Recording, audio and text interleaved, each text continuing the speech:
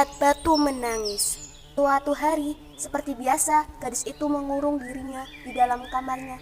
Ia tak mau matahari merusak kulitnya. Ia enggan debu-debu mengotori wajahnya. Ibu, Sang ibu tergesa-gesa menghampiri putrinya. bukankah sudah berulang kali aku bilang bahwa setiap aku bangun ibu harus sudah menata kamar ini hingga rapi, menyediakan lulur, air hangat, dan membuatkan minuman sari buah untukku. Kamu itu sudah besar, Nak. Kamu bisa mengerjakan semua itu sendiri. Ibu kan tahu aku lagi sibuk. Sang ibu hanya mengelus dada, hatinya gelisah. Kesibukan mempercantik diri, hanya itulah yang selalu dilakukan putrinya yang pemalas itu. Matahari mulai memancarkan sinarnya. Sang ibu mulai bersiap-siap untuk berangkat ke sawah untuk bekerja. Ia tidak lupa mengajak Darmi untuk membantunya di sawah. Darmi, ayo bantu ibu bekerja di sawah. Tidak, Bu. Nanti kalau kuku dan kulitku kotor gimana? Apa kamu tidak kasihan sama ibu, Nak? Saya lagi dandan, Bu. Akhirnya sang ibu pergi ke sawah sendirian. Setelah ibu pulang dari sawah, Darmi langsung menghampirinya. Ibu pulang. Upahnya mana? Nah, ini dia. Jangan, Nak. Uang itu untuk membeli beras. Bedakku habis, Bu. Mesti beli yang baru. Kamu itu jadi anak bisanya cuma minta saja, tapi tidak pernah mau bekerja. Meskipun marah, sang ibu tetap memberikan uang itu kepada Darmi. Keesokan harinya, ketika ibunya pulang dari bekerja, si Darmi meminta uang upah yang diperoleh ibunya untuk membeli alat-alat kecantikannya yang lain. Keadaan itu terjadi setiap hari. Suatu hari, sang ibu mencoba untuk membujuk anaknya agar mulai mengubah tabiat buruknya. Bu, mana uangnya? Nak, coba kamu bantu ibu di sawah. Apa sih, Bu? Ibu kan sudah tua. Jika ibu dipanggil oleh Tuhan, maka ibu tak khawatir lagi engkau bisa mengurus dirimu sendiri. Kita itu orang miskin, kita harus tetap bekerja untuk bisa makan. Siapa suruh jadi orang miskin? Lagi pula, aku tidak pernah minta kamu jadi ibuku. Ibu pun sedih mendengar ucapan yang terlontar dari mulut anaknya sendiri. Baiklah anakku, ibu hanya memohon agar kamu tidak mengurung diri di rumah. Kenalilah lingkunganmu agar ibu tenang jika suatu saat dipanggil Tuhan. Hari berganti hari, akhirnya sang anak mau menuruti kehendak ibunya. Ia tidak keberatan untuk kemanapun bersama sang ibu. Tapi anaknya ini mengajukan sebuah syarat bahwa ibunya tidak dibolehkan untuk mengakui bahwa ia adalah ibunya di depan umum. Sebagai seorang ibu, tentulah hatinya teriris mendengar itu. Namun sang ibu pun menyetujuinya. Hingga pada suatu hari, anak gadis itu diajak ibunya turun ke desa untuk berbelanja di pasar yang letaknya jauh dari tempat tinggal mereka. Anak gadis itu berjalan melenggang dengan memakai pakaian yang bagus dan bersolek, agar orang di jalan yang melihatnya akan mengagumi kecantikannya.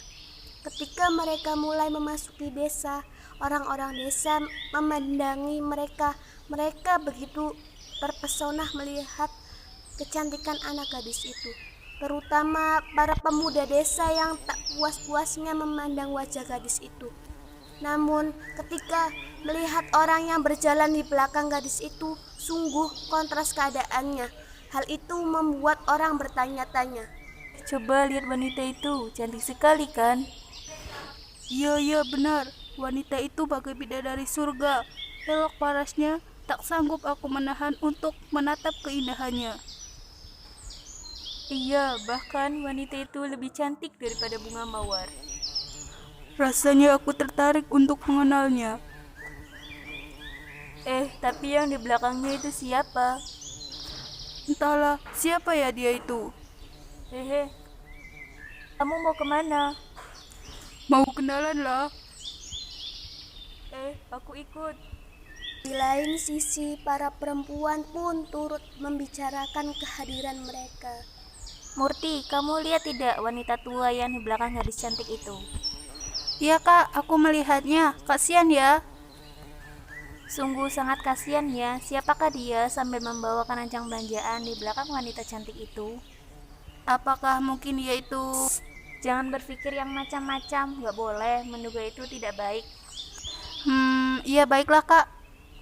Di antara orang yang melihatnya itu, seorang pemuda mendekati dan bertanya kepada gadis itu. Hei cantik, siapa yang berjalan di belakangmu itu? Apakah itu ibumu? Bukan, dia itu budak. Hai manis, yakin dia itu bukan ibumu? Bukan, sudah kubilang dia itu budak. Pergi sana. Astaga, jangan begitu. Iya, hargai orang lain lah. Walaupun dia itu budakmu, tapi dia juga manusia. Alangkah terlukanya sang ibu mendengar itu. Hatinya menangis dan ia benar-benar tak berdaya menahan sakit hatinya. Ia berbisik dan memohon kepada Tuhan. Akhirnya si ibu pun berdoa. Ya Tuhan, hamba tak kuat menahan hinaan ini. Anak kandung hamba begitu teganya memperlakukan diri hamba sedemikian rupa. Ya Tuhan, hukumlah anak durhaka ini, hukumlah dia. Atas kekuasaan Tuhan Yang Maha Esa, perlahan-lahan tubuh gadis durhaka itu berubah menjadi batu. Perubahan itu dimulai dari kaki. Ketika perubahan itu telah mencapai setengah badan, anak gadis itu menangis, memohon ampun kepada ibunya. Oh ibu, ampunilah saya, ampunilah kedurhakaan anakmu selama ini. Ibu, ampunilah anakmu. Maafkan ibu, nak. Ibu. Anak gadis itu terus meratap dan menangis memohon kepada ibunya. Akan tetapi semuanya telah terlambat. Seluruh tubuh gadis itu akhirnya berubah menjadi batu. Sekalipun menjadi batu, namun orang dapat melihat bahwa kedua matanya masih menitikan air mata, seperti sedang menangis. Oleh karena itu, batu yang berasal dari gadis yang mendapat kutukan ibunya itu disebut batu menangis.